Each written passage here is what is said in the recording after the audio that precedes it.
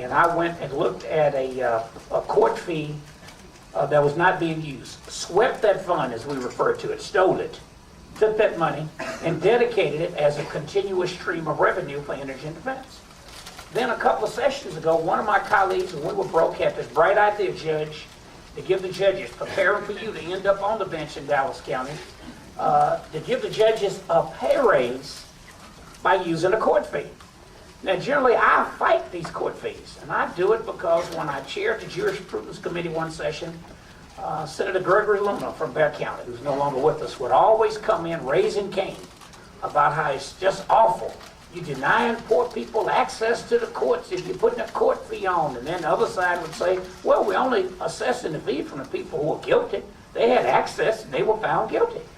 And we'd use the fee for a lot of other things. One of my colleagues decided in 2005 to use a court fee to give the judges a pay raise. And I just thought, please, I mean, how awful. You go incentivize the judges to find the person guilty, or the jury to find them guilty, or they won't get the pay raise. Generating somewhere in the neighborhood of how much? 200 million? You remember, Marianne? A lot of money from that court fee. A lot of money. And so I give my speech about how awful it is. It was sounding good. I went back and pulled the tape. Damn. I said, I ought to practice law the way that sounds. Then my staff said, well, Senator, before you get to big head, you better count the number of lawyers on the Senate floor, including some of those who you think are your allies, and that they're going to eventually get the votes to get that bill passed. Well, the chairman of the committee, who was an ally of mine on these issues in particular, came over and said, Rodney, I got the votes, but I really don't want you up demagoguing on this bill. And now you've gone and lined up some of the well-respected Republican judges in the state who agree with you, and I've gotten them to be quiet. Now they're going to get up and talk about it as well. So look, why don't you just, what can I do? Just think about what can I do to get you to just be quiet and just vote no on this bill. So I thought about it over the weekend, and my staff, they started listening to the tape, and all these bomb throwers, they all just get up, give a speech, we're going to get up. So I thought about it, and I went back to the chairman of the committee, and I said, I decided what I want. I want some of that money. He was going to put like a $6 assessment on every criminal case. And I said, Mr. Chairman, my daughter would never ask me for $6. She'd ask for 10. Nobody ever asked to borrow $60. They asked for 100. Nobody asked you for 60 cents. They asked you for $1. So what I'd like to do is move that fee that you have at $6 on up to $10. And you take your part, and then I'm going to put the $4 in the Indigent Defense Fund. And he said, well, okay, and are you going to be quiet? I said, yeah. Not only am I going to be quiet, I'm going to vote for it. And then that session, the bill blew up in the House. You remember this, Marianne? On a separate matter, which I won't mention, on the House side, that bill blew up. But it was such a great idea, I ran to the Jurisprudence Committee and used the same system to pass a bill to give jurors in Texas a pay raise.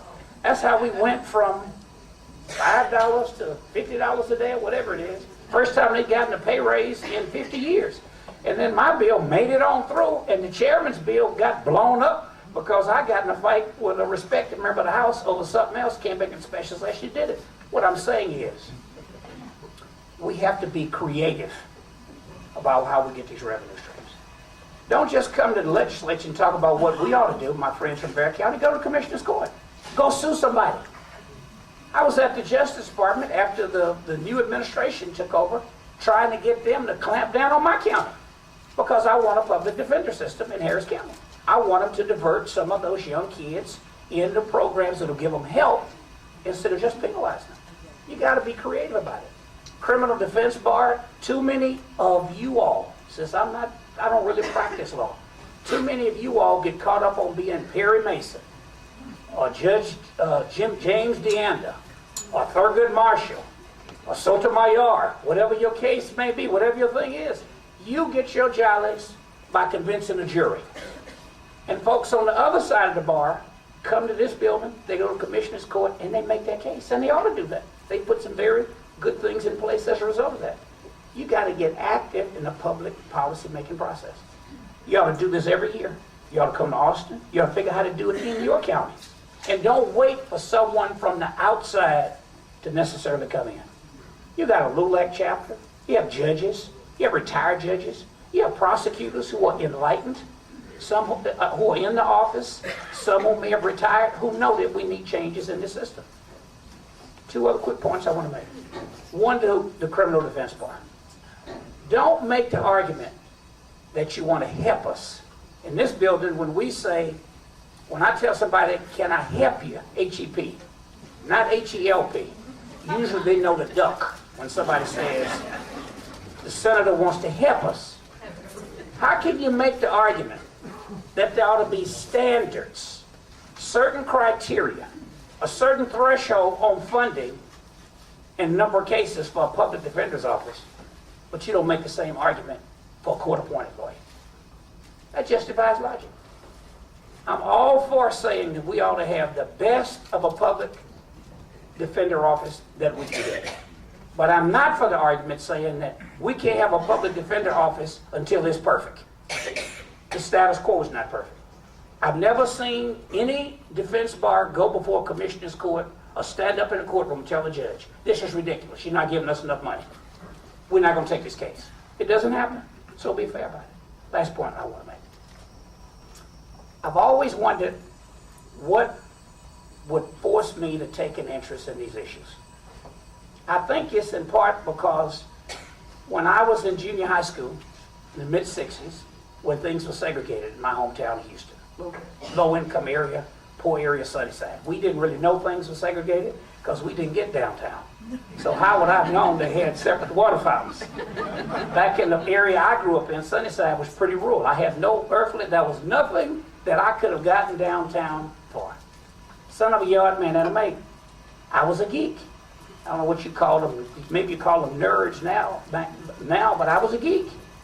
So I was on a slide rule team. In junior high school, big old Miriam, big old student council badge, big old thing. You wear a big old student council badge. You be a little hall monitor, and I'm sitting there on the bus.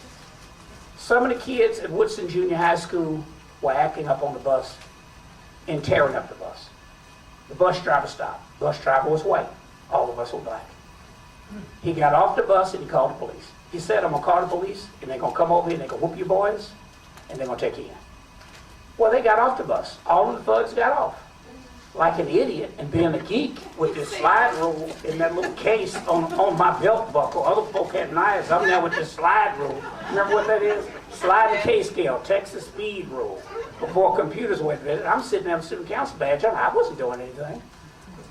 You know, neat little crop, mini afro on my head, had hair back then. I sit there, and the bus driver came on, and the police officer said, which ones? He said, well, I think most of them got off. Police officer said, you, let's go. We got on the bus. We got off the bus, got in the police car, went to the police station.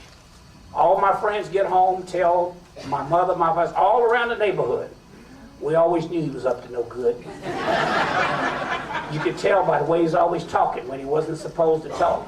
Just tricking people like he was a geek with that little slide rule next to the council badge. He probably was tearing up the bus. I was at the police station maybe for about 5 hours before they let us go.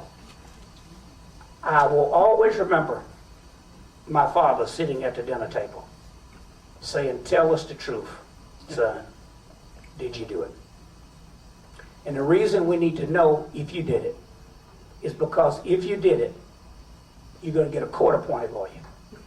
If you didn't do it, we'll hawk our house, we'll borrow money, we'll do whatever we have to do to try to get you off. But if you did it, although you're a young child, it's not wrong. It's wrong for you to put this family in debt because you made a mistake. And if you made a mistake, you'll have to pay your price. I have never forgotten that yard man in the mid-60s, wondering whether or not his son really did it. They didn't file charges on us, and they let us go. But when I look at these little kids, many of them who look like me, I can't help but think, but for the grace of God and a little luck, instead of being in this building getting this award, I'd be another statistic in America.